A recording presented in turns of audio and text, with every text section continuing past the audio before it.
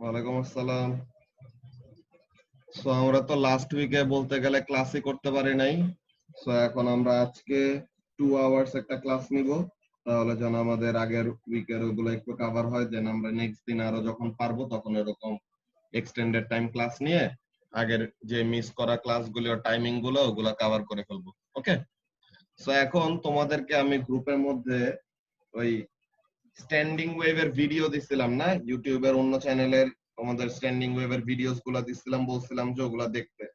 তো ওগুলা দেখলে পরে তোমাদের কতগুলা জিনিস ওরকম কভার হয়ে যাওয়ার কথা, বাট স্টিল এগুলা জিনিস আমরা আরো ডিটেইলে এখন দেখবো। বেসিক্যালি যে স্ট্যান্ডিং ওয়েভস এন্ড ফেস, এইসব জিনিসগুলা তারা কি কি জিনিস ডেসক্রাইব করছে এই ব্যাপারগুলো আমরা আরো ডিটেইলে পড়বো।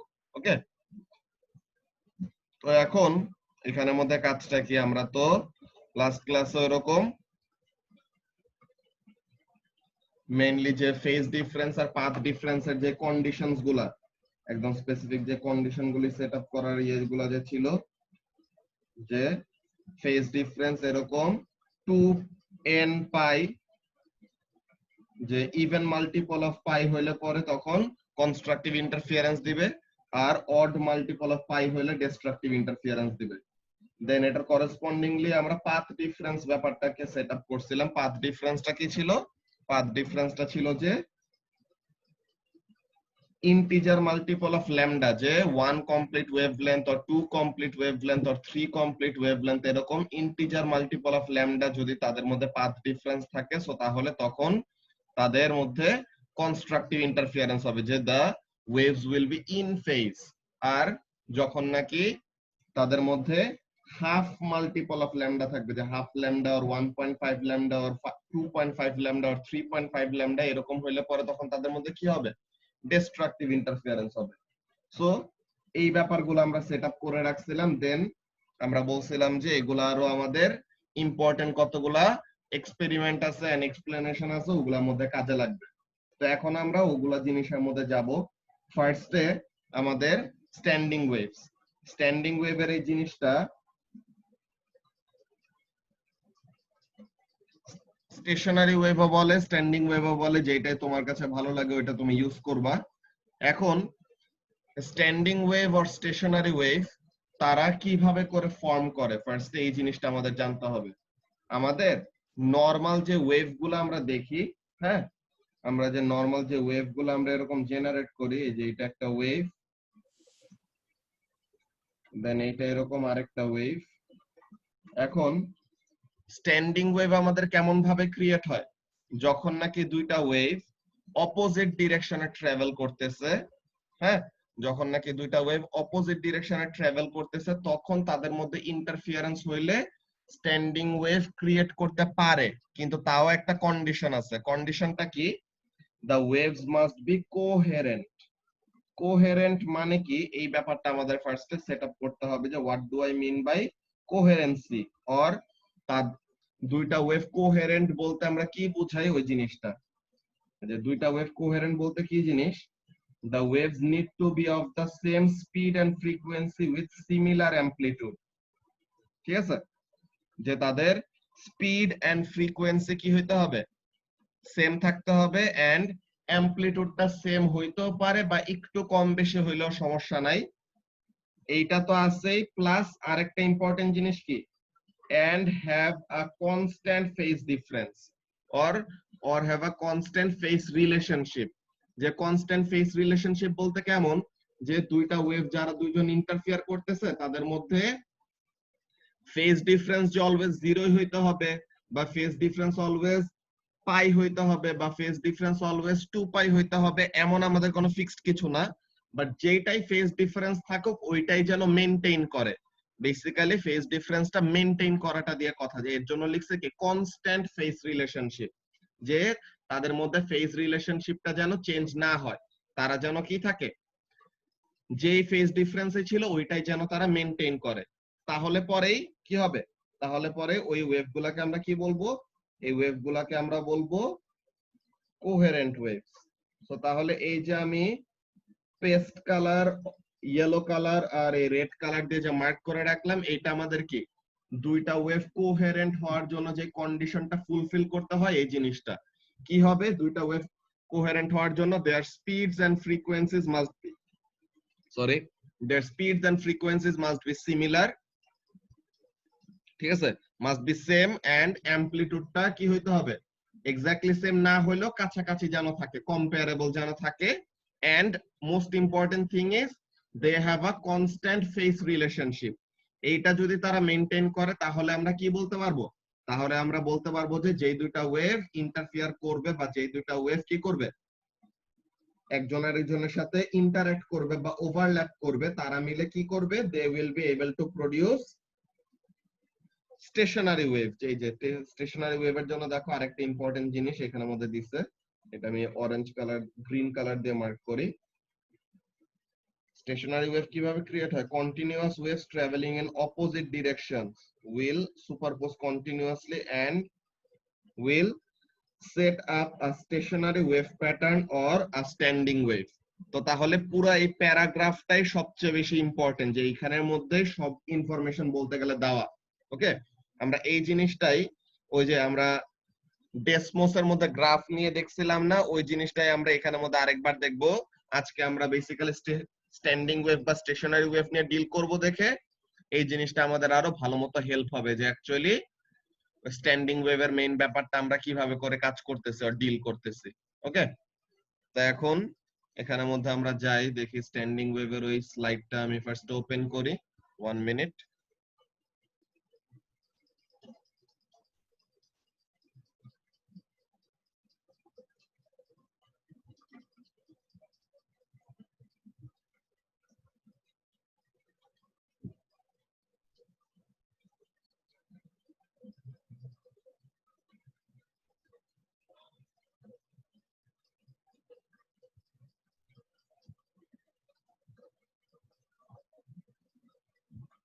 জাওয়াত কি এখন আমার কম্পিউটার স্ক্রিনটা দেখতে পাইতেছো?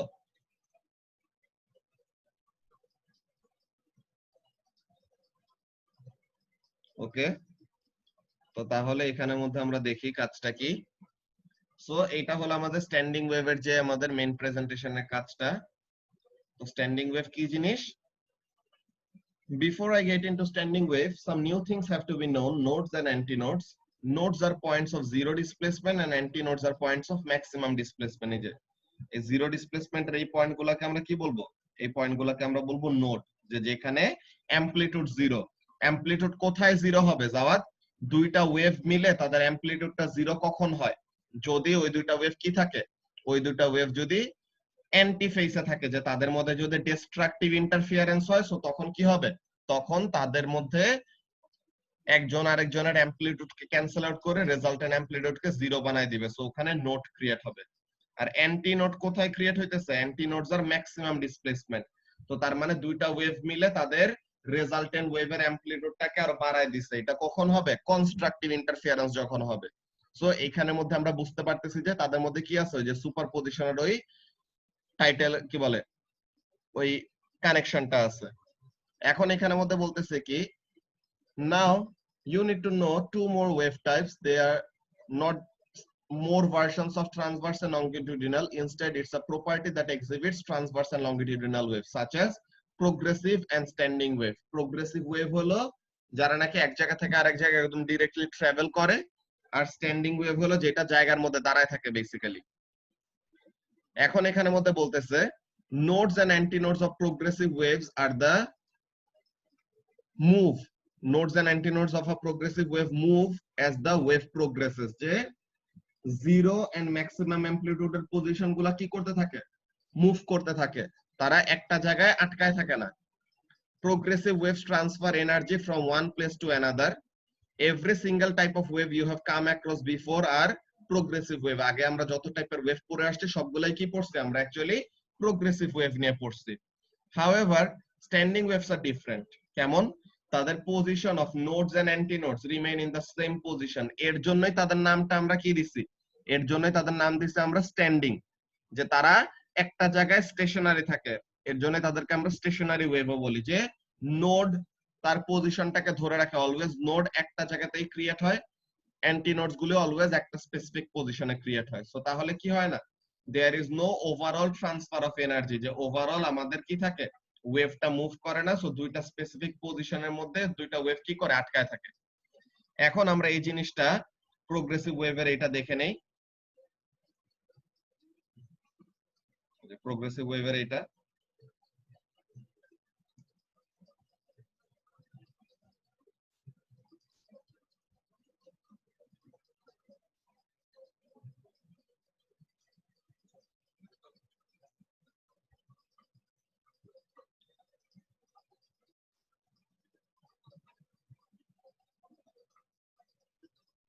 এখানে কি স্ক্রিনের এটা দেখতে পাইতেছো যে কিভাবে করে আমার ওয়েভটা মুভ করতেছে? এটা কি, এটা কেমন টাইপের ওয়েভ? এটা কি প্রোগ্রেসিভ ওয়েভ নাকি স্টেশনারি ওয়েভ? দাওয়াত,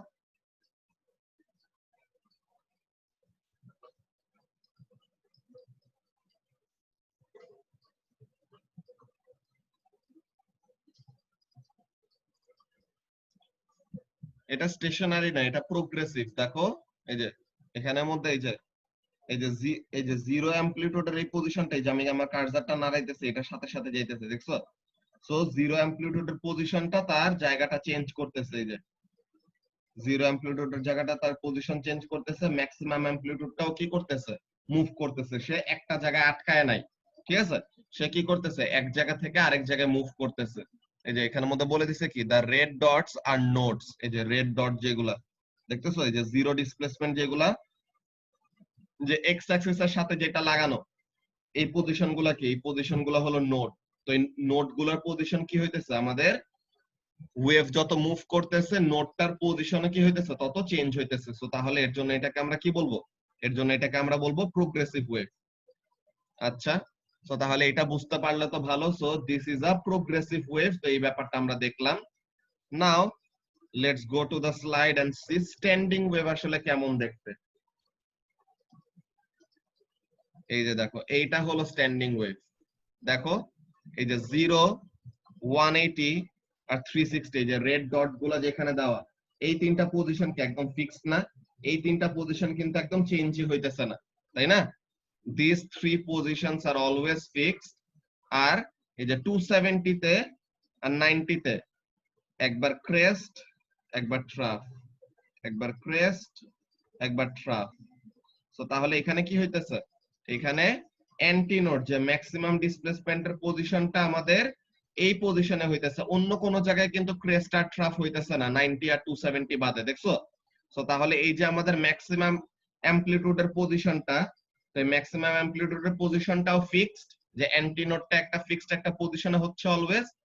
আর জিরো ডিসপ্লেসমেন্টের পজিশন, এই পজিশন গুলাও কি ফিক্সড, বুঝতে পারছো? সো তাহলে এটা হলো একটা স্ট্যান্ডিং ওয়েভ, যে তার position of nodes and antinodes are fixed, যে নোড আর অ্যান্টিনোডের পজিশন কি হইতেছে না, চেঞ্জ হইতেছে না। স্টেশনারি ওয়েভস এ অ্যামপ্লিটিউড চেঞ্জ হবে নাকি? এই যে এখানের মধ্যে দেখো অ্যামপ্লিটিউডটা কি ম্যাক্সিমাম পজিশনে যখন থাকবে, এই যে অ্যামপ্লিটিউডটা একবার ক্রেস্টে ক্রিয়েট হবে, একবার ট্রাফে ক্রিয়েট হবে, কিন্তু অ্যামপ্লিটিউডের ভ্যালুটা ফিক্স থাকবে, ঠিক আছে? একবার ক্রেস্টে ক্রিয়েট হইতেছে, একবার ট্রাফে ক্রিয়েট হইতেছে, কিন্তু অ্যামপ্লিটিউডের পজিশনটা ফিক্সড,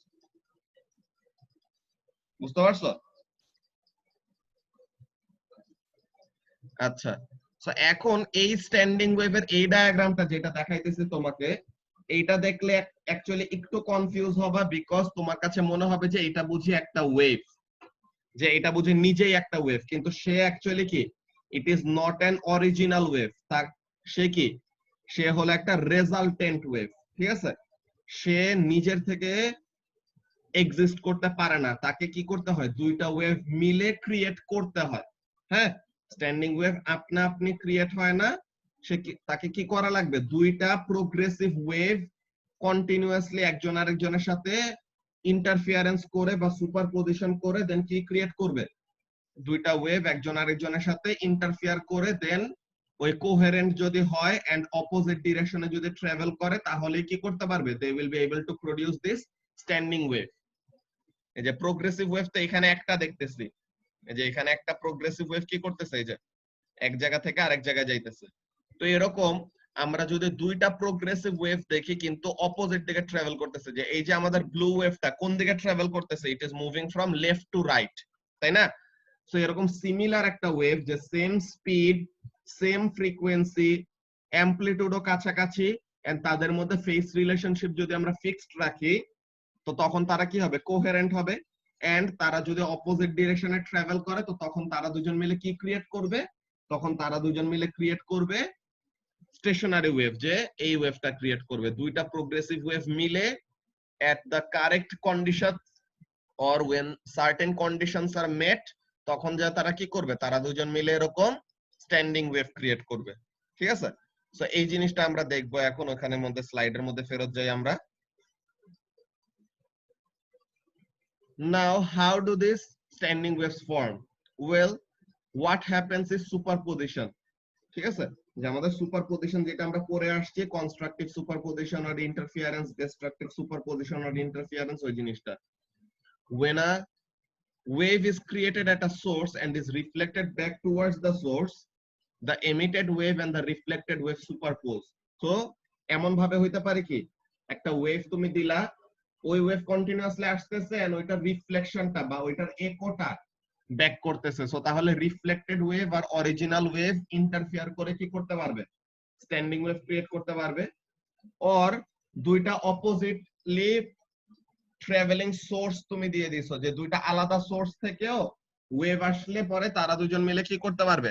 দুইটা আলাদা সোর্স থেকে ওয়েভ আসলেও তারা দুজন মিলে ইন্টারফেয়ার করে they can produce standing wave. তো এই যে যেটা বলতেছে, the resultant wave is the standing wave. তো স্ট্যান্ডিং ওয়েভ আপনা আপনি কোনো ওয়েভ না, সে কি দুইটা ওয়েভের কম্বিনেশনে ক্রিয়েট হয়। ওকে, এই যে এখন আমরা স্ট্যান্ডিং ওয়েভটা মেইনলি যেটা দেখবো, এখানের মধ্যে আমাদের ক্লিয়ার হবে যে দুইটা অপোজিটলি ট্রাভেলিং ওয়েভ কিভাবে করে কি করে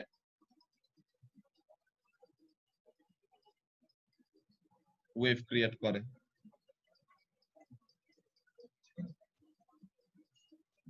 এই যে এখন এখানের মধ্যে দেখো জাওয়াদ, এখানে দেখো ব্লু ওয়েভটা কোন দিকে যাইতেছে বলো তো? ডটেড ব্লু আর ডটেড রেড দুইটা ওয়েভ দেখতে পাইতেছো না? দুইটা প্রোগ্রেসিভ ওয়েভ, দুইজন অপোজিট দিকে যাইতেছে। ব্লু ওয়েভটা কোন দিকে যাইতেছে? Blue wave is going towards right, very good. আর red wave is going towards left, তাই না?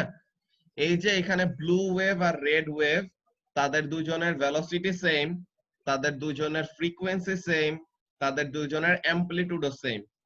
সো তাহলে তারা দুজন কি করতেছে? একজন আরেকজনের সাথে কনস্ট্যান্ট একটা ফেস রিলেশনশিপ মেইনটেইন করতেছে। এন্ড দেখো এই যে ব্ল্যাক কালার যে ওয়েভটা, এই ব্ল্যাক কালারের ওয়েভটা কি? This is the resultant stationary wave. দেখো এই যে 270 এর এখানে অলওয়েজ আমাদের ইদার ক্রেস্ট और এই যে কার্সারটা নাড়াইতেছে সাথে কি হইতেছে? ট্রাফ ক্রিয়েট করতেছে, তাই না? 270 এর এই পজিশনে, 90 এর এই পজিশনে, 450 এর এই পজিশনে, 630 এর এই পজিশনে, যে always it is creating a maximum amplitude.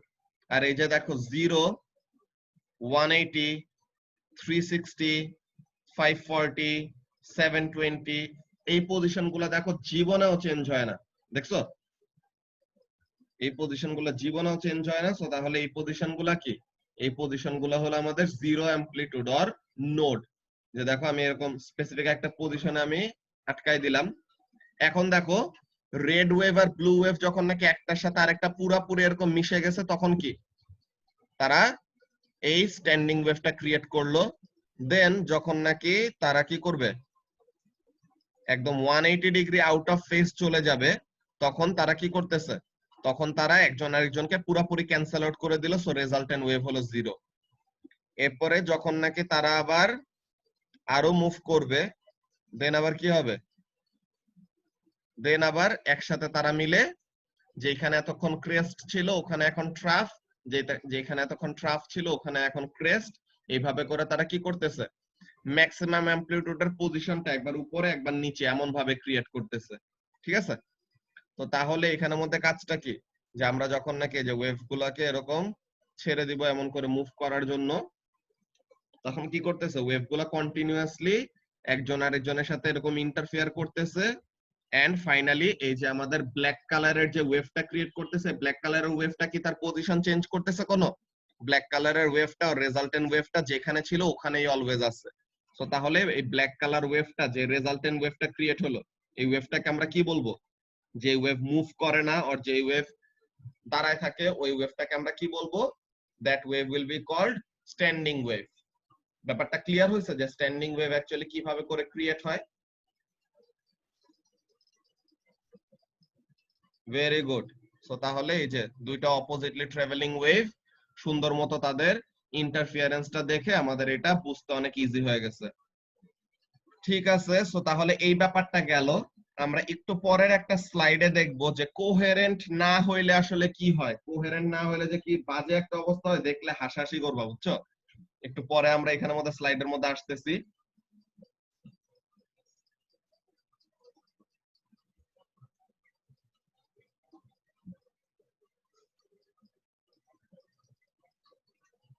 এখন এখানের মধ্যে কি বলতেছে? Now, as you have seen that two waves traveling in opposite directions create a standing wave. Also, the two waves have exactly the same properties. Properties গুলা কি? Like the same frequency and speed. এখন বলতেছে what if the two waves with the same property that travel in opposite direction meet instead of one wave and its reflection? যেটা বললাম না যে একটা original wave আর তার রিফ্লেকশন তারা মিলে স্ট্যান্ডিং ওয়েভ ক্রিয়েট করতে পারবে, ওইটা তো আছেই, প্লাস দুইটা অপোজিটলি ট্রাভেলিং দুইটা সোর্স, যে তুমি মনে করো দুইটা স্পিকার, হ্যাঁ, এই জিনিসটা আমরা একটু পরে একটা ইউটিউবের ভিডিও দেখাবো, ওই জিনিসটা দেখলে খুব ভালো লাগবে। যে দুইটা স্পিকার তুমি একজন আরেকজনের দিকে সেট করে রাখছো, দুইটা স্পিকার, এখন ওই দুইটা স্পিকারের ওয়েভ গুলা কি করতেছে? সেম সোর্সের সাথে যদি কানেক্টেড থাকে, সেম স্পিড সেম ফ্রিকোয়েন্সি, কিন্তু ট্রাভেলিং ইন অপোজিট ডিরেকশন, তো ওই দুইটা স্পিকারের মধ্যে কি ক্রিয়েট হবে? ওই দুইটা স্পিকারের মধ্যে স্ট্যান্ডিং ওয়েভ ক্রিয়েট হবে। এন্ড খুবই ইন্টারেস্টিং একটা জিনিস হবে যেটা তুমি ভিডিওর মধ্যে দেখতে পাবা, ওইটা একটু পরে ওয়েট করো, এটা আমরা আজকেই দেখবো। আজকে তো ক্লাস টাইম নেই লম্বা, we will have a lot of time, so অনেক কিছু দেখতে পারবো আজকে। তো এখন এখানের মধ্যে আমরা যে জিনিসটা বলতেছিলাম যে যদি এরকম অপোজিট দিকে ট্রাভেল করে, সো তাহলে কি হয় দেখি। The result would be the same. The two waves that meet would have to be coherent. এই যে সেম সোর্স হলে তো তারা দুজন কোহেরেন্ট হবে, ওটা নিয়ে কোনো কনফিউশন নাই, কিন্তু দুইটা অপোজিটলি ট্রাভেলিং সোর্স যদি থাকে তাদেরকে কি হইতে হবে? কোহেরেন্ট হইতে হবে। কোহেরেন্ট হওয়ার জন্য কি? Coherent means the waves have the same frequency, constant phase difference and comparable if not the same. যে সেম অ্যামপ্লিটিউড হইতেও পারে নাও হইতে পারে, but the frequency must be same, frequency and speed must be same, and they must have a what? Constant phase difference. আচ্ছা, তো এখন এখানে কোহেরেন্সের এই যে যেটা বললাম যে যেটা দেখলে এখন হাসবে, একটু পরে গ্রাফটা দেখাবো তখন দেখবা কি হয়। Want to see what happens if the waves are not coherent? It's awesome. তো এখানের মধ্যে দেখো আসলে কি হয়। ওয়েভ দুইটা যদি কোহেরেন্ট না হয়, এই যে এইখানে ওয়েভ দুইটা কোহেরেন্ট আছে, সো তাহলে সুন্দর মতো তাদের মধ্যে কি হইতেছে? আগে যেরকম দেখছি স্ট্যান্ডিং ওয়েভ ক্রিয়েট হয়, ওরকম ভাবে স্ট্যান্ডিং ওয়েভ ক্রিয়েট হইতেছে। ওকে, আগে যেরকম স্ট্যান্ডিং ওয়েভ ক্রিয়েট হইতো ওরকম স্ট্যান্ডিং ওয়েভ ক্রিয়েট হইতেছে।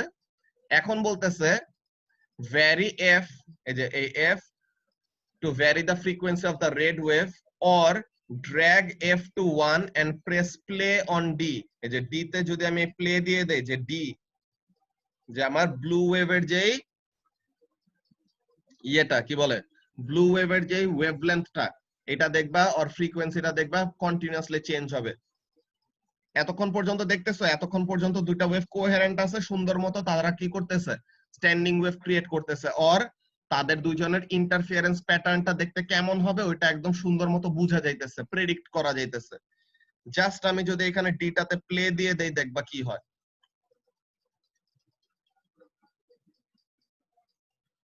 দেখতেছো যে এখানের মধ্যে ব্লু ওয়েভটা ফিক্সড আছে, রেড ওয়েভের ওয়েভলেন্থ একবার বাড়তেছে একবার কমতেছে, বা রেড ওয়েভের ফ্রিকোয়েন্সি একবার বাড়তেছে বা কমতেছে। সো দেখো রেজাল্টেন্ট ওয়েভ কেমন উল্টাপাল্টা পাগলামি শুরু করছে। সো তাহলে এই রেজাল্টেন্ট ওয়েভটাকে কি করতে পারবো না আমরা? কেমন ভাবে প্রেডিক্ট করতে পারবো? যদি আমাদের দুইটা ওয়েভের ফ্রিকোয়েন্সি যদি ফিক্সড না থাকে এন্ড তারা দুইজন যদি ইন্টারফিয়ার করে তো তখন কি হবে না, we won't be able to predict যে রেজাল্টেন্ট ওয়েভটা দেখতে কেমন হবে। বুঝতে পারছো? সাথে যদি আমরা এফটাকেও ছেড়ে দেই,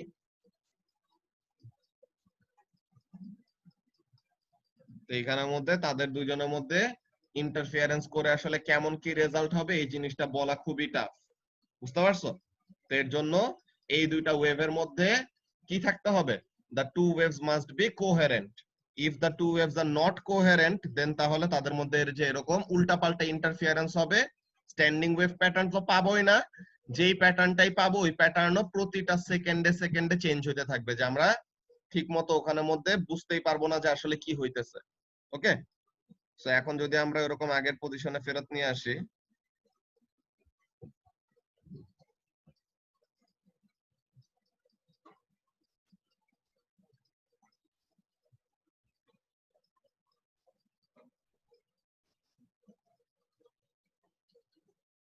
এই যে যখন নাকি দুইটা ওয়েভে যায়, আবার যখন নাকি দুইজন কি হয়ে গেছে সেম ফ্রিকোয়েন্সি আর স্পিডে চলে আসছে, তো তখন তাদের মধ্যে আবার কি হইতেছে যে সুন্দর মতো প্রেডিক্টেবল একটা interference pattern.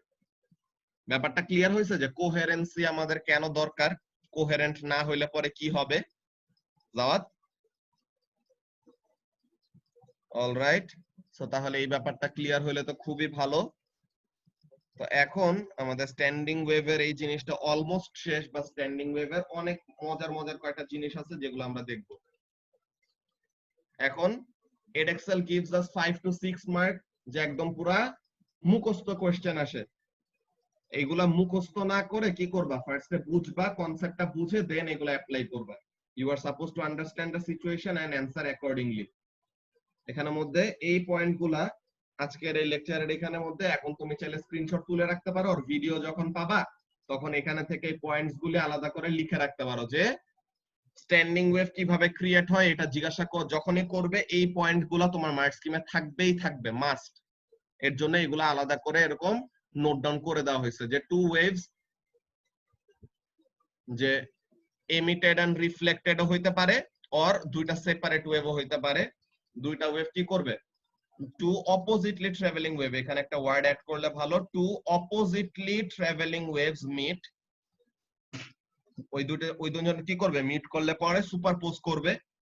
Nodes are formed, node কোথায় ফর্ম হবে, জিরো ডিসপ্লেসমেন্ট কোথায় হবে, যেখানে ডিস্ট্রাকটিভ ইন্টারফিয়ারেন্স হবে, যে যখন নাকি অ্যান্টি ফেসে আছে। আর অ্যান্টি নোড কোথায় ফর্ম হবে, অ্যান্টি নোড হবে ওখানে যেখানে মধ্যে কি ম্যাক্সিমাম অ্যামপ্লিটিউড বা the waves are in phase. So তাহলে এই ব্যাপারটা এটাই। সো এখন এইটা গেল আমাদের স্ট্যান্ডিং ওয়েভের মেইন যে জিনিসটা। এখন যেটা বললাম যে আমরা কি দেখব, আমরা ফার্স্টে স্ট্যান্ডিং ওয়েভের কয়েকটা ইন্টারেস্টিং ভিডিওস দেখব, যেগুলো দেখলে পরে তোমার কাছে আরো স্ট্যান্ডিং ওয়েভের ব্যাপারগুলা মজা লাগবে। ঠিক আছে, আমি এই ভিডিওটা এখানের মধ্যে ইউটিউবে ফার্স্টে ছাড়তেছি, দেন স্ক্রিন শেয়ার দিতেছি।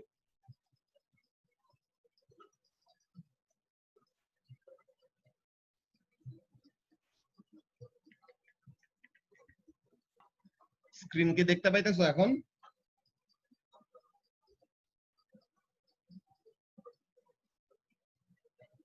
ওকে, সো তাহলে এই ভিডিওটা ফার্স্টে দেখো, খুবই ইন্টারেস্টিং, অনেক মজা পাবা। Back to Smarter Every Day. I am in Chicago. Anthony picked me up In his awesome Mustang and told me to come to this building because we're going to film acoustic levitation. What is this? This is an acoustic levitator. It's single axis, which means that we only control things on one axis here. So we have two horns or transducers. Anytime I see an oscilloscope, I get excited. So am I going to hear it on the camera? So the main frequency we're using again is 22 kilohertz, which is higher than human hearing.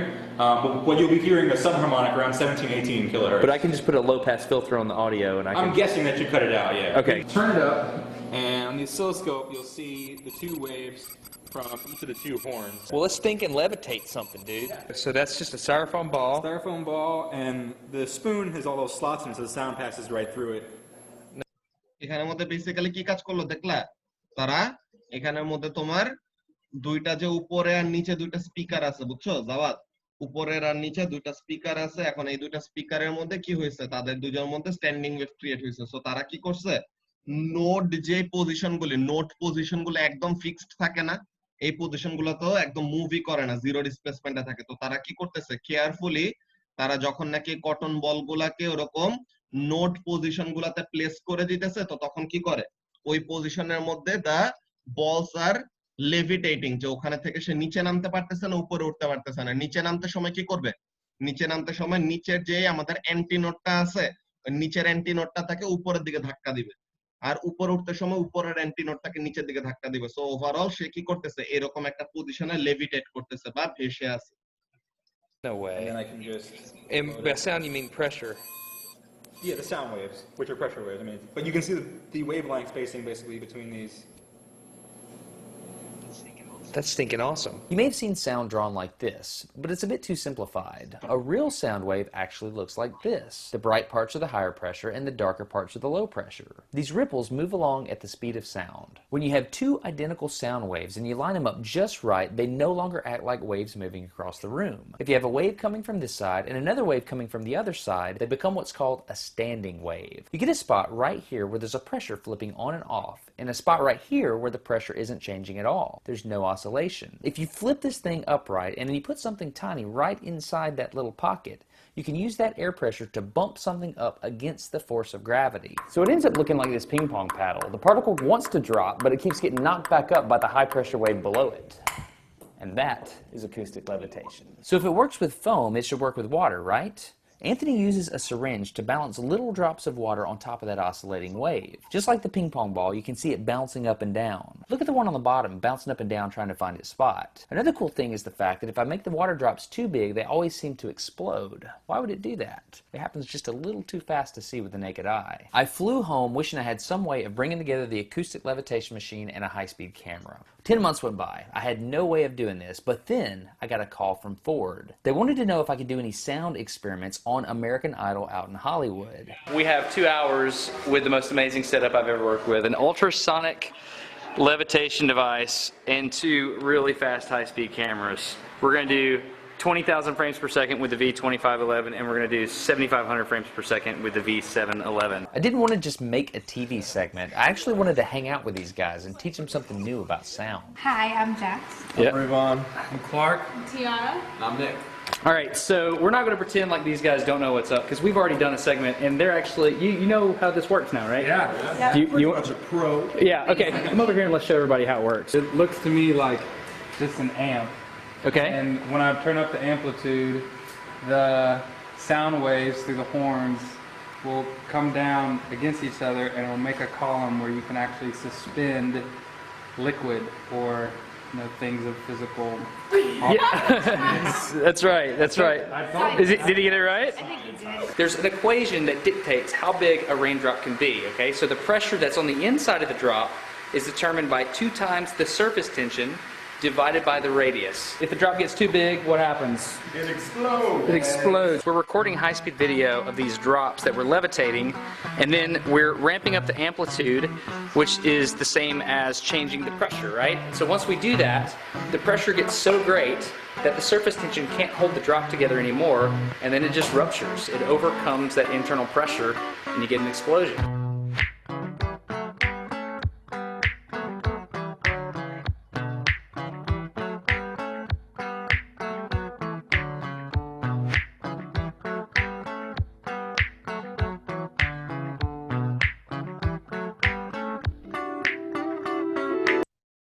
Explode কেন হয় এখানের মধ্যে দেখো যে তোমার একটা লিকুইডের তার যে একটা বাবল যে থাকবে, আর এখানের মধ্যে যে একটা বাবল ক্রিয়েট করতেছে, আর যে ড্রপটা ক্রিয়েট করতেছে, এখানে সারফেস টেনশন নামের একটা জিনিস থাকে। সারফেস টেনশন তোমাদের স্ট্যান্ডার্ড 7 এ থাকার কথা, যদি না করে থাকো দেন তাহলে এই ব্যাপারটা বুঝতে একটু কষ্ট হবে যে তোমার এই যে লিকুইডের কোন একটা সারফেসিয়াল তার কি থাকে, একটা প্রেসার থাকে, হ্যাঁ। তো এখন ওখানের মধ্যে কি হয়, তোমার লিকুইডটা তো ওখানে লিকুইডের ভিতরে, তার থেকে ভিতর থেকে বাইরের দিকে বের হওয়ার এরকম একটা প্রেসার থাকে। আমাদেরও কিন্তু কি আছে, আমাদের বডির ভিতরে এয়ার আছে না, আমাদের বডির এয়ার কি করতেছে, আমাদেরকে বাইরের দিকে এরকম পুশ করতেছে। সো এখন আমাদের ভিতরে এরকম একটা ইন্টারনাল প্রেসার আছে। যদি আমাদের এই যে স্কিন আছে, যেই সব মাসল গুলি আছে, এরা যদি এই আমাদের ভিতরে থাকা এয়ারের ওই ইন্টারনাল প্রেসারটাকে উইথস্ট্যান্ড করতে না পারে তাহলেও কিন্তু আমরা কি করতাম, এক্সপ্লোড করতাম। সো এখানের মধ্যে সেম জিনিস, যে যখন নাকি ওরকম সাইজ অনেক বড় হয়ে যায়, যে ভিতরে যখন নাকি অনেক বেশি এয়ার চলে আসে, তো তখন ওই এয়ার কি করবে, ওই লিকুইড বাবেলের চারপাশে এত বেশি প্রেসার এক্সার্ট করবে যে তখন ওই লিকুইড বাবেলটা কি করবে, ফেটে যাবে আর কি। বুঝতে পারছো?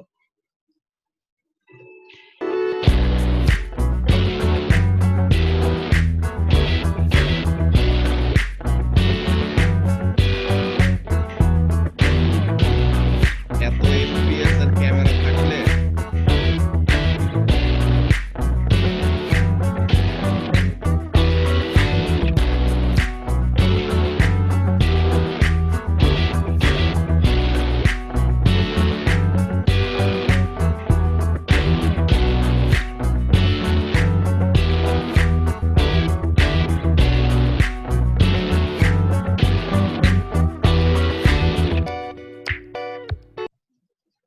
তো এটা ছিল আমাদের মেইন জিনিস, যে ফার্স্টে যে স্ট্যান্ডিং ওয়েভের এরকম মজার একটা জিনিস দেখাইলাম। জাওয়াদ, কেমন লাগলো এটা?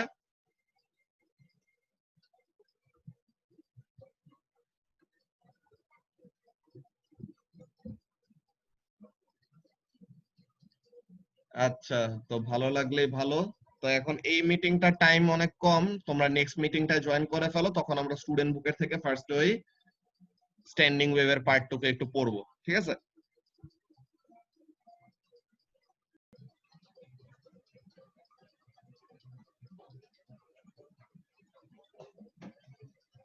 আচ্ছা, তো এখন এই যে আমরা এতক্ষণ লেকচারের মধ্যে দেন ওই গ্রাফগুলোর মধ্যে দেন ভিডিওগুলোর মধ্যে যা যা জিনিস দেখে আসছি, এই জিনিসগুলাই এখন আমরা বুঝার পর স্টুডেন্ট বুকটা এখন পড়লে পরে things will be more clear. হ্যাঁ, তো এখন আমরা এখানের মধ্যে দেখি কি বলতেছে। Stationary waves have this name because the profile of the wave does not move along, it only oscillates। যে আমাদের এই ওয়েভটা এক জায়গা থেকে আরেক জায়গায় যায় না, শুধু কি করে, অসিলেট করে। যে ম্যাক্সিমাম অ্যামপ্লিটিউড থেকে জিরোতে এসে আবার মিনিমামে যায়, যে অ্যান্টি নোডের জায়গাগুলো এরকম মুভ করতে থাকে আর নোডের জায়গাগুলো কি থাকে, ফিক্স থাকে। সো তাহলে কি বলতেছে, this also means that wave energy does not pass along the standing wave। So তাহলে so they do not meet our strict definition of waves which do transfer energy and are more precisely called progressive waves। So তার মানে আমরা যখন নাকি ওয়েভের definition দেই যে waves transfer energy and information from one place to another, ওগুলো actually কোন ওয়েভের ডেফিনেশন, প্রোগ্রেসিভ ওয়েভের ডেফিনেশন। আমাদের স্টেশনারি ওয়েভ কি করবে, জায়গার মধ্যে দাঁড়ায় থাকবে, শুধু জায়গায় দাঁড়ায় কি করবে, উপরে নিচে উঠবে, ঠিক আছে? জায়গায় দাঁড়ায় এরকম, নোডের পজিশন গুলো তো ফিক্স, শুধু অ্যান্টি নোডের পজিশন গুলো একবার ক্রেস্টে যাবে, একবার ট্রাফে আসবে, একবার ক্রেস্টে যাবে, একবার ট্রাফে আসবে, এরকম হবে।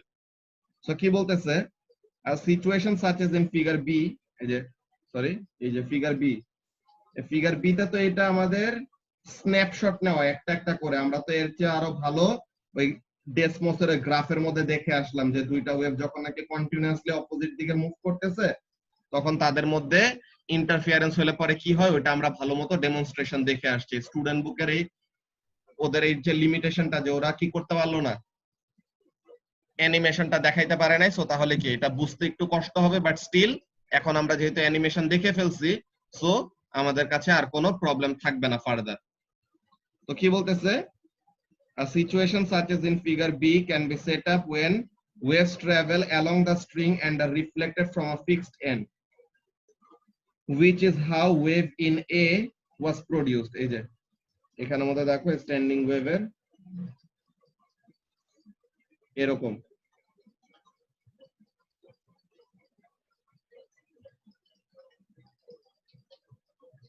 এটা হলো আমাদের এই স্ট্রিং এর স্ট্যান্ডিং ওয়েভটা। তো এখন এখানের মধ্যে কি ক্রিয়েট হইতেছে, বলতেছে in this situation such as a guitar string is played, the first wave will meet its own reflection। যে অরিজিনাল ওয়েভটা সে তার রিফ্লেক্টেড ওয়েভের সাথে ওভারল্যাপ করবে বা মিক্স হবে। These two coherent waves set up standing waves on the string। এই যে দুইটা কোহেরেন্ট ওয়েভ, যে দুইজনের same frequency, same speed, comparable amplitude, তারা দুইজন অপোজিট দিকে ট্রাভেল করে যখন একজন আরেকজনের সাথে সুপারপজিশন হবে, তখন কি ক্রিয়েট করবে, they will produce standing wave। There are points where the resultant displacement is always zero, these points never move. These are called nodes. যে নোড হলো জিরো ডিসপ্লেসমেন্টের পজিশন গুলা। আর the points of maximum amplitude are called antinodes. তারা কি করে oscillate করে, একবার ক্রেস্টে একবার ট্রাফে, একবার ক্রেস্টে একবার ট্রাফে এরকম। Note that all points between one node and the next are in the same phase at all times. ঠিক আছে, যে প্রত্যেকটা পয়েন্ট একটা নোডের থেকে আরেকটা নোডের মধ্যে প্রত্যেকটা পয়েন্ট কি আছে, they are in the same phase at all times, although their amplitude of vibration varies up to the antinode and back to the zero node. তো তাহলে এই জিনিসটা খুবই ইম্পর্টেন্ট, এই জিনিসটা আলাদা করে নোট ডাউন করে রাখো। all points between one node and the next are at the same phase at all times, although their amplitude of vibration varies up to antinode and back to zero at the next node. ব্যাপারটা কি, ব্যাপারটা আমরা এখন আমাদের আবার ওই যে অ্যানিমেশনটা দেখতেছিলাম, ওর যে গ্রাফের যে জিনিসটা দেখতেছিলাম ওখানের মধ্যে থেকে আমরা দেখব। একটু এই কম্পিউটারের স্ক্রিনটা শেয়ার দেই, ব্রাউজারেরটা।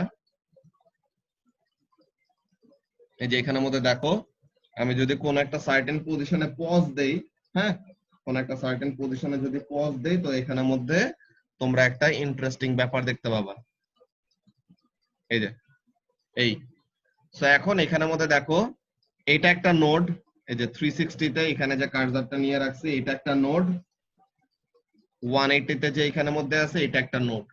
এখন বলতেছে কি তারা বলতেছে স্টুডেন্ট বুকের মধ্যে যে এই যে আমাদের দুইটা নোড আছে, দুইটা নোডের মধ্যে বাকি যতগুলা পয়েন্ট তারা সবাই কি আছে, ইন ফেজে আছে। দেখো এই যে রেড ওয়েভ ব্লু ওয়েভ দোনোটা একই সাথে, তাই না? এই যে কার্সারটা আমার যেই পয়েন্টে, মনে করো এই যে এটা কত 180, এটা 180, এটা 225, সো তাহলে 1 2 3 4, আচ্ছা 225 এরটাই দেখাই, যে মনে করো 225 ডিগ্রিতে রেড ওয়েভের পজিশন আর ব্লু ওয়েভের পজিশন কি সেম জায়গায় না? রেড ওয়েভের পজিশন আর ব্লু ওয়েভের পজিশন একদম সেম জায়গায়। দেন এইখানের মধ্যে যদি আমরা দেখি এটা কত পয়েন্ট, এই যে 248.7, সো এইখানের মধ্যে দোনোটা ওয়েভ কি একই জায়গায় আছে, এখানের মধ্যেও দুইটা ওয়েভ কি আছে একই জায়গায় আছে। এইখানের মধ্যে তারা কি করতেছে, এই পয়েন্টেই তারা দুজন ম্যাক্সিমাম অ্যামপ্লিটিউড ক্রিয়েট করতেছে। অন্য জায়গায় যে তাদের ইন ফেজে না এমন কিন্তু না, তারা কিন্তু প্রতিটা জায়গাতেই কি আছে, ফেজে আছে। তারা দুজন একই পয়েন্টে, যে সেম ফেজ মানে কি সেম অ্যাঙ্গেল দূরে, তো তাহলে দুজন কি আছে সেম পজিশনে থাকা মানে দুজনের ফেজ অ্যাঙ্গেল কি সেম পজিশনে থাকা মানে দুজনের ফেজ অ্যাঙ্গেল হলো সেম। ওকে, তো এই যে এখানে তারা সেম আছে, এখানে তারা সেম আছে, দেন আবার জিরো। তো তাহলে তারা কি বলছে বইয়ের মধ্যে, আরেকবার দেখো নাও, যে একটা নোড থেকে আরেকটা নোডের মধ্যে যতগুলা পয়েন্ট আছে প্রত্যেকটা পয়েন্ট কি আছে, দে আর ইন ফেজ। মানে এই যে এই point red and blue are together, এই point red and blue are together, red and blue are together, red and blue are together, red and blue are together, red and blue are together. প্রত্যেকটা পয়েন্টেই কি আছে, red আর blue wave গুলা একসাথে আছে। ঠিক আছে, তো প্রত্যেকটা পয়েন্টে এখানে রেড আর ব্লু একসাথে, মানে প্রত্যেকটা পয়েন্টেই তারা কি আছে, দে আর ইন ফেজ। কিন্তু এখানে তো তাদের ডিসপ্লেসমেন্টটা কম, সো তাহলে তারা মিলে ম্যাক্সিমাম ডিসপ্লেসমেন্ট ক্রিয়েট করতে পারে না, বাট স্টিল দুইজন মিলে কি করছে, অ্যাট লিস্ট তারা কনস্ট্রাকটিভ ইন্টারফিয়ারেন্স দেখাইছে। এখানেও তারা কনস্ট্রাকটিভ ইন্টারফিয়ারেন্স দেখাইছে, জাস্ট এই ক্রিস্টাল পজিশনে দুইটা মিলে কি হয়েছে, ক্রিস্টাল পজিশনে দুইজন মিলে ম্যাক্সিমাম অ্যামপ্লিটিউডটাকে একদম উপরে নিয়ে যেতে পারছে। সো তাহলে এই জিনিসটাই বলতেছে কি, দেখো এটা আমরা এই নোড থেকে এই নোডও দেখতে পারি, যে নিচের দিকেও তারা কি আছে, same position same position same position same position, সব জায়গায় সেম পজিশন। এই পয়েন্টে কি, এই পয়েন্টে একদম এক্স্যাক্টলি ম্যাক্সিমাম নেগেটিভ ডিসপ্লেসমেন্ট। দেন আবার এখানে এখানে এখানে প্রত্যেকটা জায়গাতেই সেম, দেন আবার জিরো ডিসপ্লেসমেন্টে ফেরত আসছে, তাই না? তো এখন এখানের মধ্যে আমরা এই জিনিসটা আবার স্টুডেন্ট বুকের মধ্যে যাই, স্টুডেন্ট বুকের মধ্যে দেখাই যে ওরা কি বলতেছে। ওই লাইনটা পড়লে পরে we will be more clear about the concept. এই যে এখন এখানের মধ্যে দেখো আরেকবার কি বলতেছে, note that all points between one node and the next are in phase at all times. প্রত্যেকটা পয়েন্টে কি আছে, ইন ফেসে আছে, তাই না? একটা নোড আর আরেকটা নোডের মধ্যে বাকি যতগুলা পয়েন্ট আছে ওই পয়েন্টগুলো ইন ফেসে যে নাই এমন না, সবগুলা ইন ফেসে আছে। Although their amplitude of vibration varies up to the antinode, যে অ্যামপ্লিটিউডটা 0 থেকে ম্যাক্সিমাম পর্যন্ত, ম্যাক্সিমাম মানে কি, ম্যাক্সিমামটাই তো অ্যান্টিনোড। সো তাহলে 0 থেকে বাড়তে বাড়তে বাড়তে বাড়তে অ্যান্টিনোড পর্যন্ত যে দেন আবার back to 0 and back to 0 at the next node. So তাহলে ব্যাপারটা কি ক্লিয়ার হয়েছে? কি ব্যাপারটা বললাম, যে এখানের মধ্যে দুইটা ওয়েভ যখন নাকি একজনের সাথে আরেকজন ইন্টারফেয়ার করবে বা সুপারপজিশন হবে, এই যে তারা একটা স্ট্যান্ডিং ওয়েভ ক্রিয়েট করবে, তখন কি একটা নোডের থেকে আরেকটা নোডের মধ্যে যেই দুইটা পয়েন্ট নিয়ে তুমি কাজ করো না কেন, তারা দুইজন অলওয়েজ কি থাকবে, they will be in phase. বুঝতে পারছো জামাত?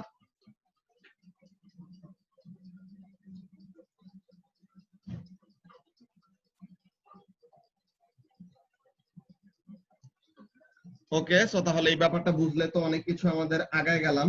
এখন আমরা এখানের মধ্যে দেখি এরপর কি বলতেছে।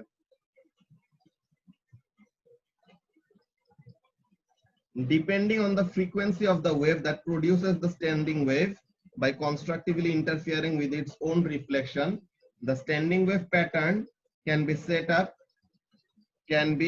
up will have a corresponding wavelength, as wave equation must be satisfied, যে v is equal to f lambda, এই ফর্মুলাটা তো আমাদের অলওয়েজ ফিক্স, যে ওয়েভের স্পিড আমাদের always velocity is equal to frequency of the wave into wavelength of the wave. তো তাহলে এই জিনিসটা আমাদের always fix, that very good. এখন বলতেছে এই যে আমাদের যে দুইটা ওয়েভ নিয়ে আমরা কি করতেছি, স্ট্যান্ডিং ওয়েভ ক্রিয়েট করতেছে, ওই দুইটা ওয়েভের কি নিজস্ব তাদের একটা ফ্রিকোয়েন্সি আছে না, তাদের সেম ফ্রিকোয়েন্সি হইতে হবে। সো এই যে দুইটা ওয়েভ তারা মিলে যে কনস্ট্রাকটিভ ইন্টারফিয়ারেন্স করে কি করবে, এই যে দুজন মিলে তারা কনস্ট্রাকটিভ ইন্টারফিয়ারেন্স করে স্ট্যান্ডিং ওয়েভ ক্রিয়েট করবে। তো তখন তাদের মধ্যে যে ওয়েভ প্যাটার্নটা ক্রিয়েট হয়, ওখানে থেকে আমরা হারমোনিক্স এর কনসেপ্টের মধ্যে আসতে পারি, in the concept of harmonics. এই ব্যাপারটা আমরা দেখবো, এগুলো খুবই ইন্টারেস্টিং। ওকে, হারমোনিক্স এর ভিডিও কি তোমাদেরকে দিছিলাম? দাঁড়াও তো দেখো ভিডিও লিংক গুলোর মধ্যে, যে এখানের মধ্যে দাঁড়াও আমি একটা কাজ করি, 1 মিনিট। হারমোনিক্স এর একটা সুন্দর একটা ভিডিও বের করি, ওইটা দেখলে পরে তোমাদের আইডিয়া অনেক ভালো মতো ক্লিয়ার হয়ে যাবে।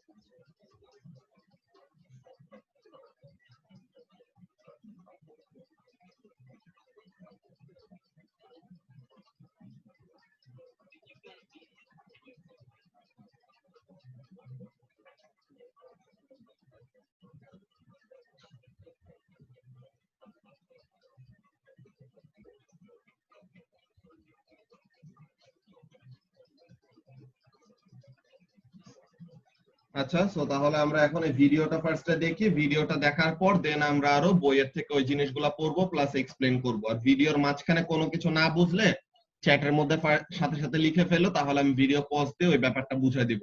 ওকে, তো আমরা এখানে আমাদের শুরু করি।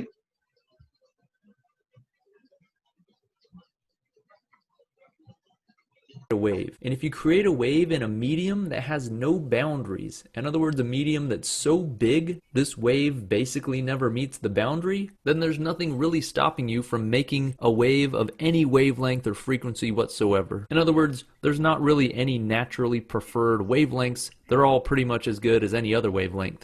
However, if you confine this wave into a medium that has boundaries, this wave is going to reflect when it meets the boundary, and that means it's going to overlap with itself. And when this happens, you can create something that are called standing waves. We'll talk about what these mean in a minute, but the reason we care about them is because when standing waves happen, they select preferred wavelengths and frequencies. Only particular wavelengths and frequencies are going to set up these standing waves, and what ends up happening is that these often become dominant. And that's why these standing waves are important to study. So let's study some standing waves. Let's take a particular example. Let's say you've got a string, well, not that many strings, one string here, and you nail this string down at both ends. So you're going to prevent any motion from happening at the end of this string.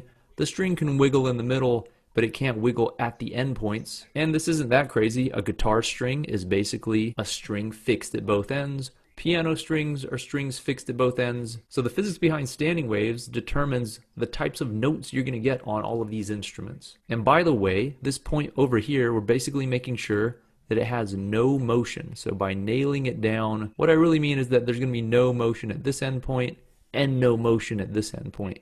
And instead of calling those no motion points, physicists came up with a name for that. They call these nodes. So node is really just a fancy word for not moving at that point. So for this string, there's going to be nodes at each end. And we'll see, when you set up a standing wave, it's possible that there's nodes in the middle as well, but there don't have to be. For this string though, we're making sure that there have to be nodes at each end. So why does a standing wave happen and how does it happen? Well, let's say you give the end of the string here a little pluck and you cause a disturbance. That disturbance is going to move down the line because that's what waves do. It's going to come over to here. Once it meets a boundary, it's going to reflect back to the left. Now, it turns out when a string hits a boundary where it's fixed, when it hits a node, in other words, it gets flipped over. So you might have tried this before with the hose.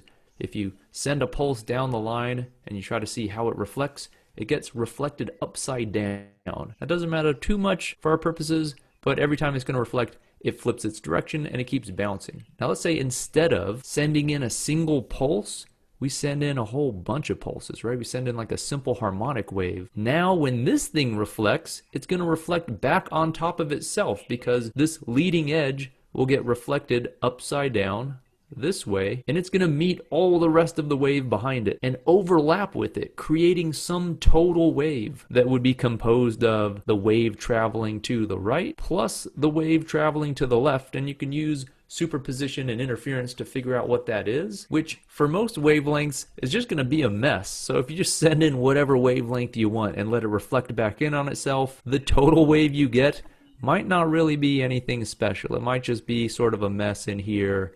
Nothing really all that interesting. However, there'll be particular wavelengths that set up a standing wave, and I'll show you what that looks like in a minute. How do you find these special wavelengths? You simply ask yourself, what wavelengths could I draw on this string so that there was a node at each end? What wavelength would fit inside of this region and have a node at both ends? So instead of trying to add up a complicated superposition of waves, we can figure out the special wavelengths simply by drawing them and seeing which ones fit. So let's try it out. Let's get rid of all of this. All right, what wavelengths would fit in here? Well, we know what a simple harmonic wave looks like. It looks something like this. So the question we need to ask is, if we start at the 0 point, because I want to make sure I have a node at the left end, what might the shape of this graph look like so that I reach a node at the other end as well? Well, the first possibility, look at it, I started a node. When do I get to a node again? I get to a node when it takes this shape right here. There's another node. So the first possibility, which is going to be the longest, largest possibility, would be a wave that just kind of looked like this. Looks kind of like a jump rope. This would be the first possible standing wave you could set up on this string, and that means it's special. It's called the fundamental wavelength. This is the big daddy. This guy dominates all the other wavelengths we're going to meet. Yeah, there's other standing waves you can set up on here, but this one's the big alpha dog. And if you let this string vibrate however it wants, it's going to pick the fundamental wavelength. And so what would we see happen? The string's not just going to be suspended in air like this. It's going to be moving around, but these are called standing waves because this peak no longer looks like it's moving right or left. this peak is just going to move up and down. So a lot of times when we draw these standing waves, we draw a dashed line underneath here that mirrors the bold line, because all this peak is going to do is go from the top to the bottom, then back to the top. It's just going to oscillate. It's going to look like a jump rope, but it's not revolving. It's just moving up, then down, then up, then down. It takes this shape, then it would be flat, then it might look something like this, and then it comes down to here, and then it goes back up, and it keeps going up and down. We call it standing. It's more like dancing. It's kind of like a dancing wave, but we call them standing waves because these peaks don't move right or left. So that's the fundamental wavelength. What would the next possibility look like? Let's see, we got to go from a node. We know we have to go from node all the way to another node. That was the first one. So let's just keep going and go to the next one. That would be the next possible standing wave because it'd have to fit within here. What would that look like? It would come up.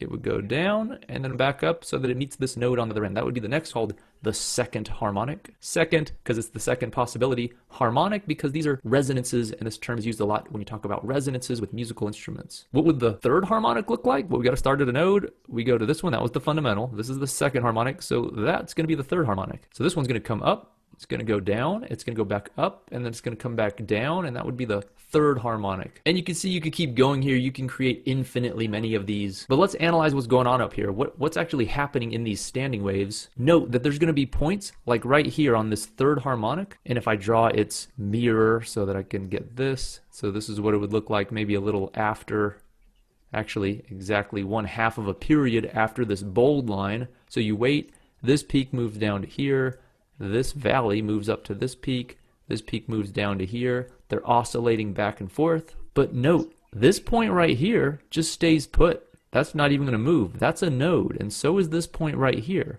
These points are happening because when those waves line back up, remember, the wave travels to the right, bounces back to the left, and at this point right here and this point right here, you're getting destructive interference between those two waves. Similarly, at these points where you're getting the maximum displacement, the two waves are lining up in such a way that they're interfering constructively. So the nodes are the destructive points where the wave cancels. That makes sense because there's nothing happening there. There's no motion. And these maximum displacement points are the constructive points. We should give those a name. What do you think we call those? If you guessed anti-node, then you're right. These are called anti-nodes because that's where there's the most motion. Now you often have to figure out mathematically, in terms of the length of the string, what are the actual wavelengths you can get. So drawing the picture allows you to find those, but how do you actually get them mathematically? Well, I've kind of created a horrible mess here, so let me clean this up. Sorry about that. Get rid of all that. Let me just add some strings in here. And so this doesn't get too abstract,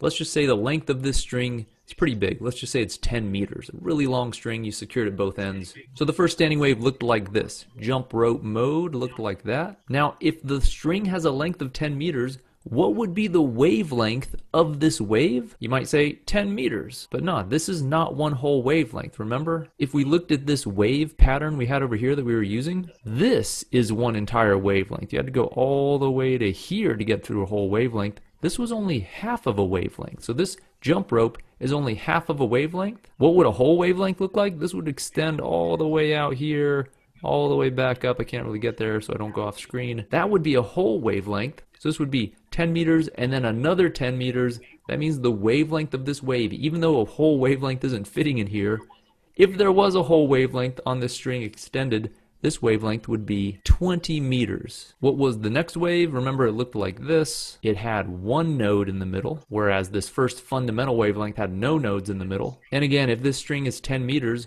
what's this wavelength equal? Well, that's easy. This is one whole wavelength, so that would just be 10 meters. So the wavelength here would be 10 meters because one whole wavelength fit exactly within this string's length of 10 meters. And the third harmonic looks something like this. It has two nodes in the middle. Note, you keep picking up another node in the middle. Fundamental has no nodes in the middle. Second harmonic has one node in the middle. Third harmonic will have two. The fourth will have three, and so on. So what is this wavelength? This one's a lot harder for people to figure out. So let's look at this. One wavelength is all the way to here. So this is a wavelength. But our string is this long. So what fraction of this length is this wavelength? Well, look at this wavelength is 2/3 of the entire length of the string. So that means we could just say that this wavelength is 2/3 of 10 meters, which is, we could write it as 20 meters over 3. And we'll keep going here. I'll draw the rest. This is the fourth harmonic. How big is this wavelength? Well, this wavelength covers half of the string. So this wavelength is going to be half the length of the string, and that's going to be half of 10, which is 5 meters. And we can keep going. I can draw the fifth harmonic down here, and it would look like this. And you can ask yourself, how big is this wavelength? Well, this wavelength. আচ্ছা, জাওয়াত কি জিজ্ঞাসা করছো যে first এডটা 20 metre হইলো কেন? এখানের মধ্যে দেখো ফার্স্ট এডটা 20 মিটার কেন হইছে? এখানের মধ্যে যদি তুমি দেখো এটা যে তোমার কাজটা কি, ওয়েভের 0 পয়েন্ট থেকে জাস্ট একটা ক্রেস্ট হয়ে তোমার আবার 0 পয়েন্টে ফেরত আসছে। এখানে কতটুকু ওয়েভ কভার করলো বলো তো? একদম ফার্স্ট এডটায় কতটুকু ওয়েভলেন্থ কভার করছে? ওই 10 মিটারে কতটুকু ওয়েভ কভার হয়েছে? হাফ ওয়েভলেন্থ না? সো তার মানে lambda by 2 is equal to কত? Lambda by 2 is equal to 10 metre, তাই না? Lambda by 2 is equal to 10 metre, তো তাহলে ল্যামডা ইকুয়াল টু কত হবে? 10 ইনটু 2, তো তাহলে ওখানে যে কত হয়ে যায়? 20 হয়ে যায়। বুঝতে পারছো?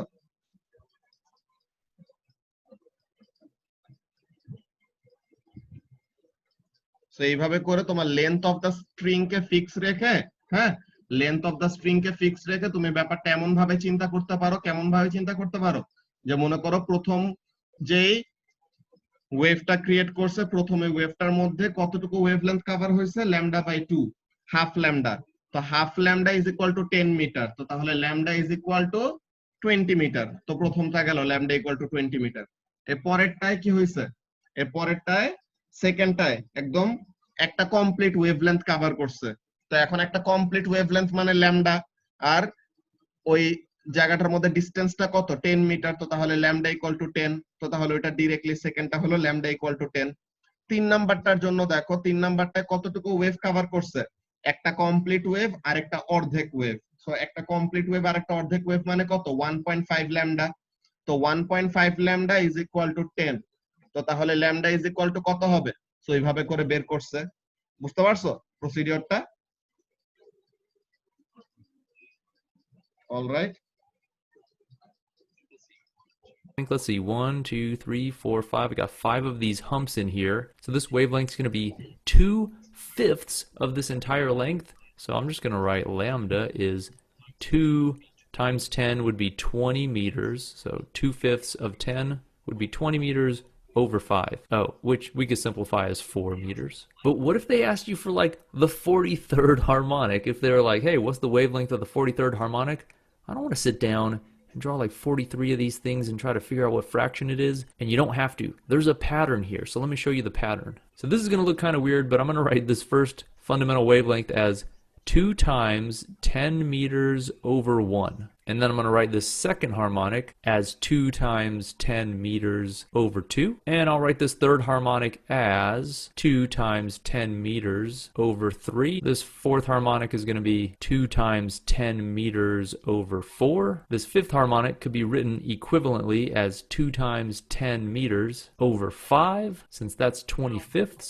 And now, hopefully you see the pattern, you realize, okay, I see what's going on here. If I want the wavelength of the nth harmonic, n could be like the first, the second, the third, so n is really just an integer, 1, 2, 3, and so on. I can figure out what that wavelength would be simply by taking 2 times the length of the string. I'm going to write it as L, so this applies to any string of any length as long as it's got nodes at the endpoints. So take 2 times L and then just divide by n. So in other words, if I want the wavelength of this 84th harmonic, I'll just take 2 times the length of my string and divide by 84. If I wanted the 33rd harmonic, I'd take 2 times the length of the string over 33, and that would give me the wavelength of that harmonic. Now you should remember when we derived this equation, we drew these pictures, and these pictures all assume that the endpoints are nodes. So this equation assumes you have a node standing wave on a string, which honestly is almost always the case, since on all instruments with a string, both ends are fixed.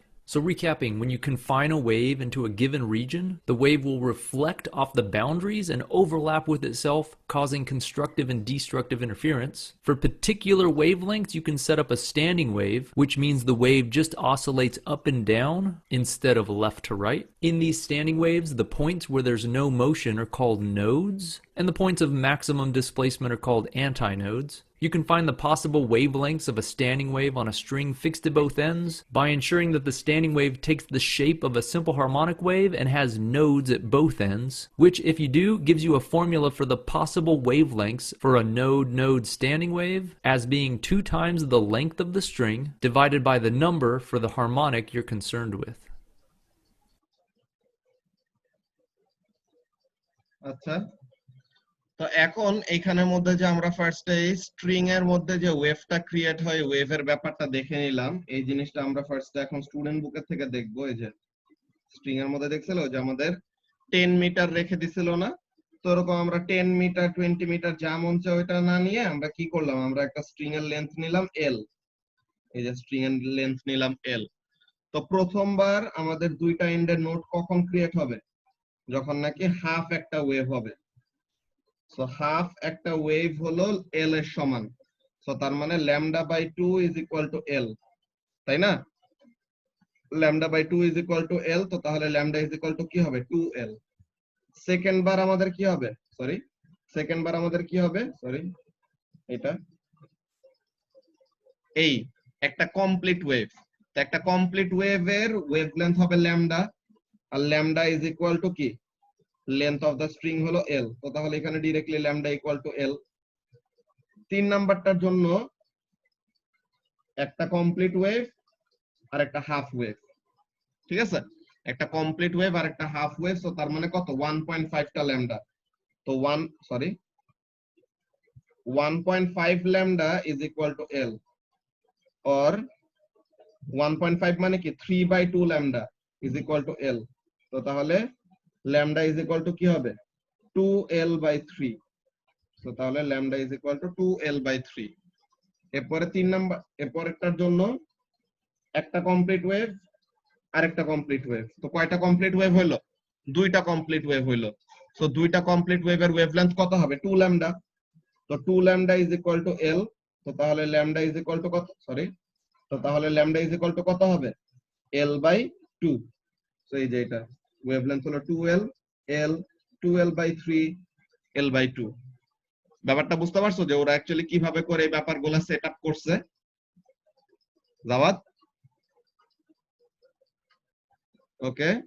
তো তাহলে এখানের মধ্যে আমরা ফার্স্টে এক্সপ্লেনেশনটা একটু পড়ে আসি, তাহলে যেন আমাদের বুঝতে আর একটু ইজি হয়। এটাই দেখছো যে স্টুডেন্ট বুকে আসলে কয়টা ব্যাপার দেওয়া আছে ইনফরমেশন, কিন্তু অমন ভাবে এক্সপ্লেন করা নাই দেখে ডাইরেক্টলি পড়ে বুঝতে হলো সমস্যা। তো এর জন্য আমাদের ফার্স্টে এরকম যে যে জায়গাগুলিতে ভালো মতো ব্যাপারগুলি এক্সপ্লেন করা আছে ওই জায়গাগুলি থেকে ইউজ করে দেন আমরা স্টুডেন্ট বুকটা যখন পড়বো তখন একদম ক্রিস্টাল ক্লিয়ার হয়ে যাবে, সবকিছু আমরা বুঝতে পারবো। তো এই যে এখানের মধ্যে আমরা দেখি ব্যাপারটা কি বলতেছে। আচ্ছা, এই যে বলতেছে কি, for example in figure C, এই যে ফিগার সি হলো এটা, the first overtone fits one complete wave in the length of the string, so তাহলে lambda is equal to l। এখানের মধ্যে দেখো আমাদের মোড, এই মোডের ব্যাপারটা মাথায় রাখতে হবে। মোডের ব্যাপারটাকে একটু পরে আমরা এখানের মধ্যে আরো দেখব। ফার্স্ট স্ট্যান্ডিং ওয়েভ যেটা, যে এই যে নোড আর একটা নোড, এখানের মধ্যে দেখো আমি যদি এখন ব্যাপারটা ওর কনসেপ্টটা এমন ভাবে সেট করি, কালারটা ডিফারেন্ট দেই, এইখানে দেখো তো এখানে লুপ ক্রিয়েট হয়েছে কয়টা। প্রথমবার যে এই যে আমাদের গ্রিন থেকে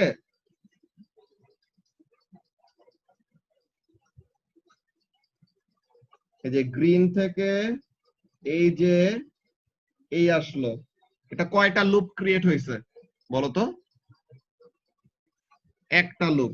তো তাহলে লুপ হলো একটা, তো তাহলে এর জন্য এটাকে আমরা কি বলবো, এটাকে আমরা বলবো ফার্স্ট হারমোনিক। একটা লুপ, তো তাহলে ফার্স্ট হারমোনিক। এখন আমি আরেকটা লুপ আঁকি, এই যে এখানের মধ্যে এখানের মধ্যে আমাদের লুপ কয়টা? এই একটা লুপ, এই আরেকটা লুপ। তো তাহলে কয়টা লুপ হইলো? দুইটা লুপ। তো তাহলে দুইটা লুপ হইলে এটার নাম আমরা কি বলবো? Second harmonic. ঠিক আছে? দেন 3 নাম্বারটার জন্য আর কি, এখানের মধ্যে লুপ ক্রিয়েট হয়েছে কয়টা? এইটা একটা লুপ, এইটা একটা লুপ, এইটা একটা লুপ। কয়টা লুপ হইলো? 3টা লুপ হইছে। তো 3টা লুপ হইলে এটাকে আমরা কি বলবো? Third harmonic. এরপরে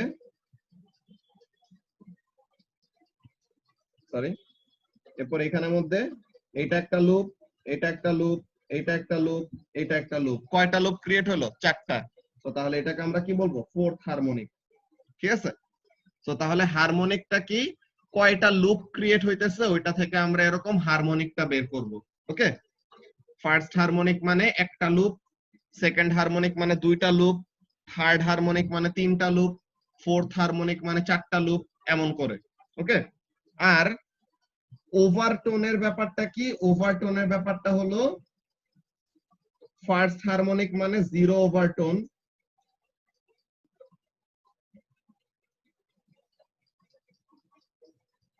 সেকেন্ড হারমোনিক মানে ফার্স্ট ওভারটোন, থার্ড হারমোনিক মানে সেকেন্ড ওভারটোন, ফোর্থ হারমোনিক মানে থার্ড ওভারটোন। এরকম যত নাম্বার হারমোনিক তার থেকে একটা কম ওভারটোন। এই ওভারটোনের এই কনসেপ্টটা আমাদের এত এখন এখানের মধ্যে দরকার নাই। ওভারটোনের এই ব্যাপারটা আমাদের পরে শিখতে হবে, A2 তে যায়।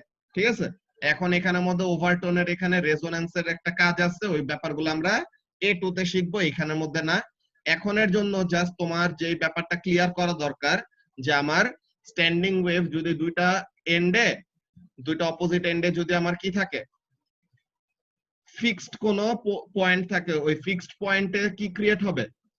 Always closed end. এই যে এটা একটা ক্লোজড এন্ড, এটা একটা ক্লোজড এন্ড, এটা একটা ক্লোজড এন্ড, এটা একটা ক্লোজড এন্ড, এটা একটা ক্লোজড এন্ড, এটা একটা closed end. Always closed end গুলার মধ্যে আর ক্লোজড এন্ডের এই পজিশনে কি ক্রিয়েট হবে? দেখো, নোড ক্রিয়েট হবে, তাই না?